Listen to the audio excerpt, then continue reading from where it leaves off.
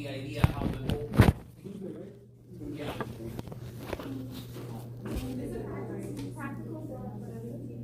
Yeah. Now, listen, the practical, please remember, if you're gonna die that day, make sure you send me a note or something like that. You cannot miss the practical. If you miss the practical, you're screwed. There's no way I can remake that. If you need to do something that day, do whatever, but do the exam. You have to do the exam. Okay, those exams I cannot change it because I set up a room and then I have to take everything down. And I'm not gonna set up a room for 1 or 2 students. I set up the room for everybody.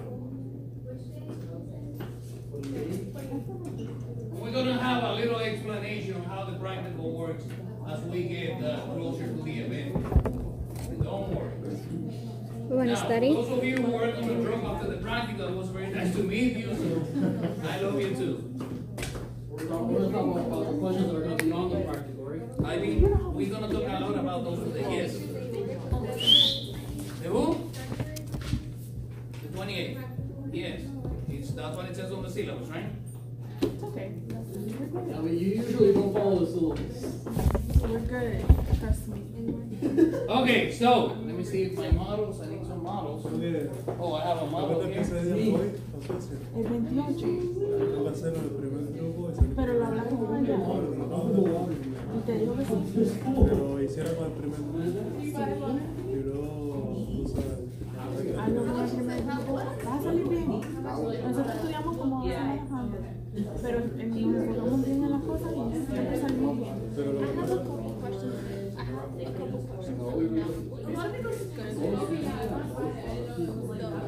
Like what? The extra, like the mega cardio side, or something in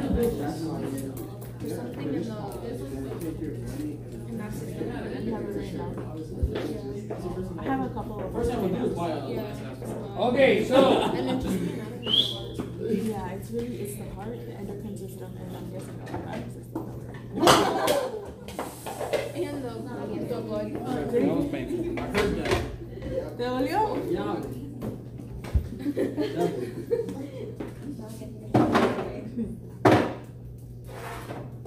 oh look, it still has my label.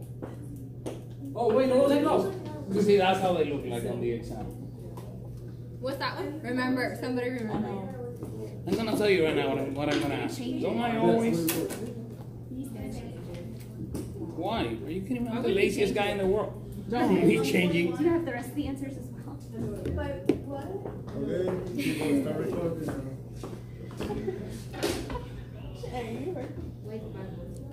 My God. Ya, go.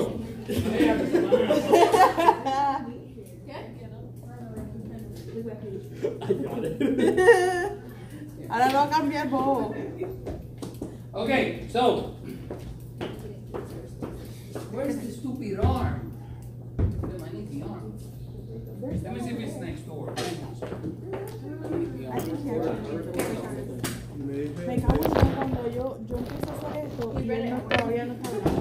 Me dice que va a durar media hora. ¿Media hora? ¿Sí? ¿Cómo media hora? Yeah. ¿Y cómo? ¿Y qué? Hay que escribir, ¿no? Sí, todo es por escrito y lo tienes que escribir como está escrito. Porque si no te lo marcan. No es tan, te digo, mira, el semestre pasado, la primera vez saqué 102 y la segunda saqué 104.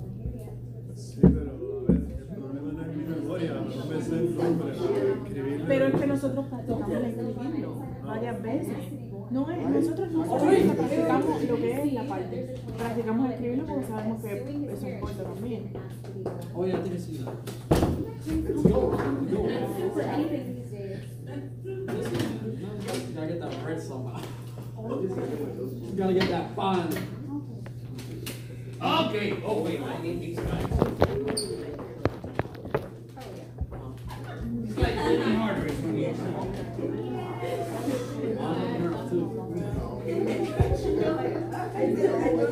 Okay. All right. So we have Glica? Over here. Where are you, Glica? I'm glad you remember that, though. Alright, so systemic, we talked about that. The aorta is going to send the blood all over the place. Remember the business of the pressure gradients. Remember that the systemic circulation handles pressures of 120. I said all this stuff before. And the pulmonary systemic circulation, 120, 110 millimeters of mercury. Pulmonary circulation, 25. Then we're going to talk about the hepatic portal circulation. And we're going to talk about fetal circulation. Unfortunately, I don't have a model for fetal circulation. But I'm going to ask you about the fossa ovalis and the foramen ovalis. Yeah, of course, you know that. You freaking run. Okay, so this diagram is really cute. It shows you the pulmonary circulation going to the lungs, and then systemic circulation going out of the aorta. It's going to go to the head, the arms, that should be here, but they didn't show you the arms. And then you have the abdominal organs. You see, this is all the liver, and this is the stomach and the spleen. And you have down here the intestines, and then the pelvis, and these are going to be your legs. Now, the portal circulation. Remember when we were talking about the pituitary gland, that there's a portal system between the pituitary and the hypothalamus. A portal circulation is a closed circuit that it doesn't deal with nobody else, just with that particular group of organs. So in this case, the portal circulation of the liver, the hepatic portal circulation, hepatophore liver, is a bunch of organs that you have in your abdominal cavity, you know, pretty much all the organs of your GI tract and the spleen. They're gonna receive a blood supply and then they're gonna drain. But instead of going into the systemic circulation, into the inferior vena cava, they have to go into the liver. Because everything that we eat and everything that is destroying the spleen, all the hemoglobin that is destroying the spleen and all that stuff, and you get the bilirubin, has to go into the liver for the liver to process it. So the liver is going to have this big vein called the portal vein that is going to drain everything, and it's going to go into the liver. And then the liver is going to have a hepatic vein that is going to drain into the inferior vena cava, and then it's going to go to the, what is it, right side or the left side of the heart? Right. The right. Okay, so that's a nice overview of your arteries, of the systemic circulation. Here we go. Number one, you pump the blood out of the heart, right? And then it's going to go out the aorta. The aorta is divided into three parts. Number one, the ascending aorta. Then you're going to have the uterine, which is the aortic arch, or arch of the aorta. Then you're going to have the descending aorta, what I like better, like he calls it, the thoracic aorta. Let's follow that aorta, people. Once the aorta passes the diaphragm, then we're going to change the name to abdominal aorta. So it's the same tube, just varies the location, right? So I keep confused. I'm looking at that thing until somebody raising their hand. So ascending, the uterine, which is the arch, and then the thoracic aorta. And then the thoracic aorta is going to pass the diaphragm and down. Now you're in the abdomen. It's called abdominal aorta. And we're going to talk about the branches in the abdomen. Then you're going to get down here to the level of L3, L4.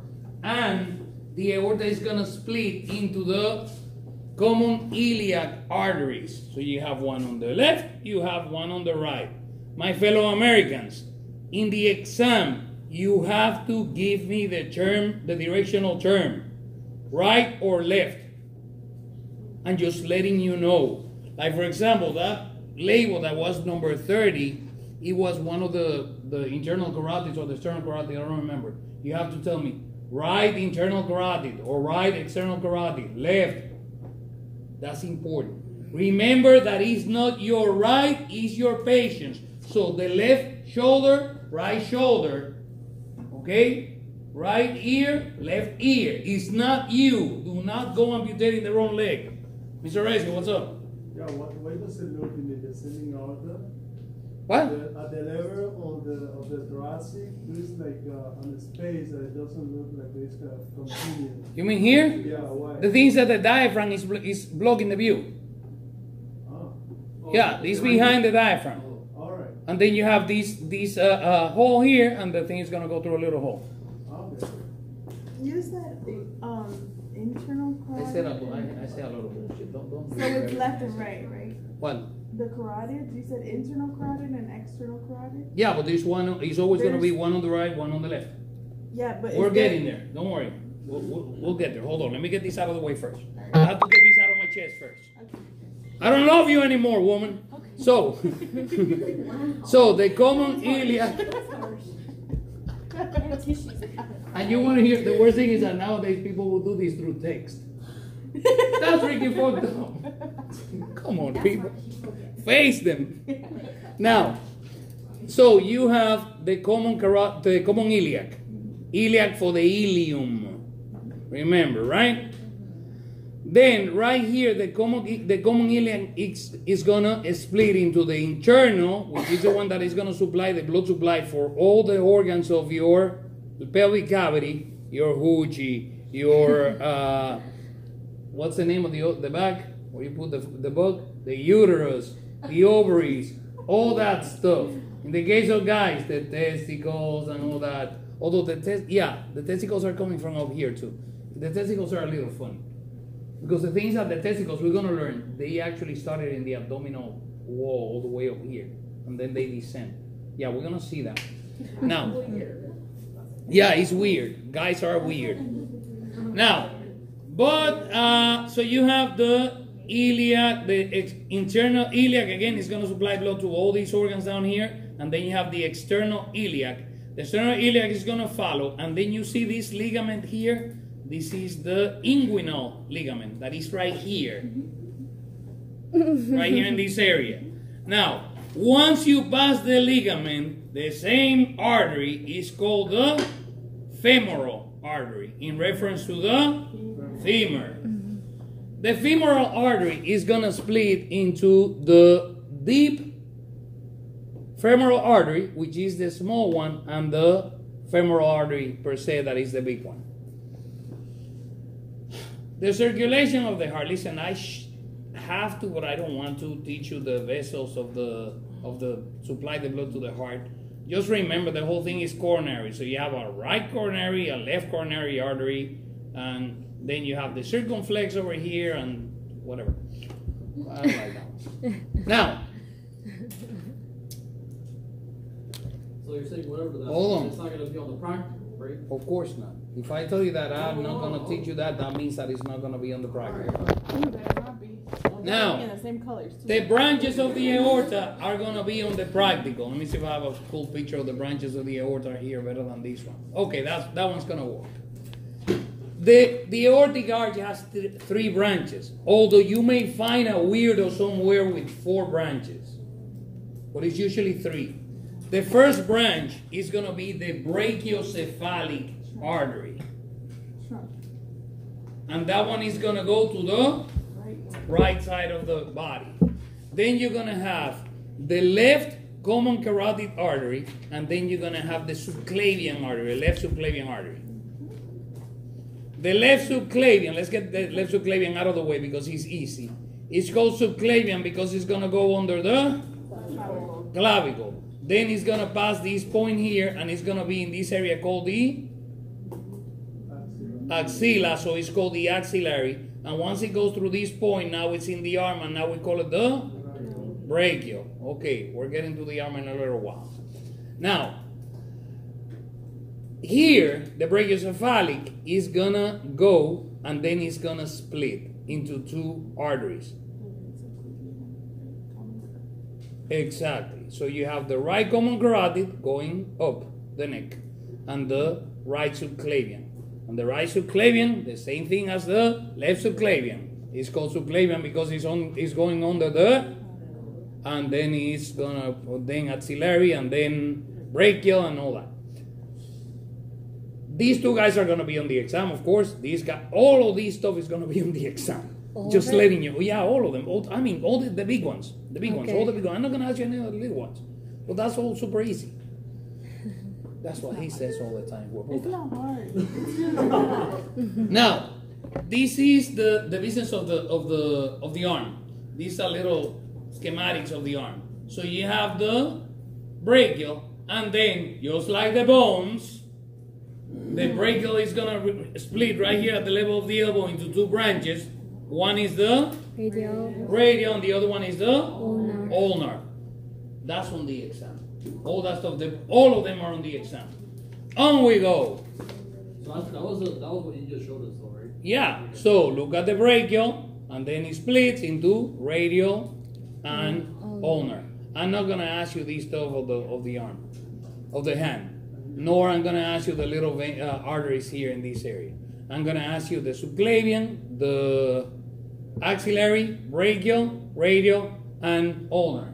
And I can ask you the axillary with this model right here. You see? Isn't that the cutest thing ever? You see? Cute, huh? Exactly.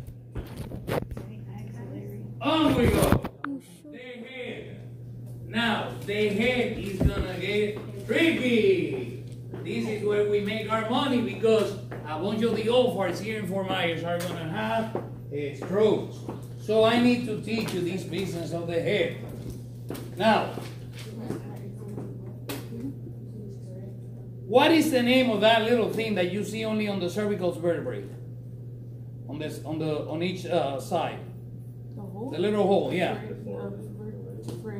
What? The transverse foramen, exactly. So why is the transverse foramen important again? For the vertebral artery to go through it. So all the vertebral foramen, the transverse foramen, are aligned, and you're gonna have the left and right vertebral arteries go into the posterior aspect of the skull. So that's gonna supply the blood for the posterior part of the skull, for the inside of the skull, the inside of the brain, for the brain. Then you have the common carotid arteries, right and left. That here they have the left. So easy. These models only have the left, so that's easy. So this is the common carotid right here, right? And then the common carotid is gonna split into internal and external. So the external, where is it? What is it supplying? The face. Okay, you see, external is going to the outside, to the face. And the internal is going to go inside the skull to give munchies to the brain. We cool so far? Yep.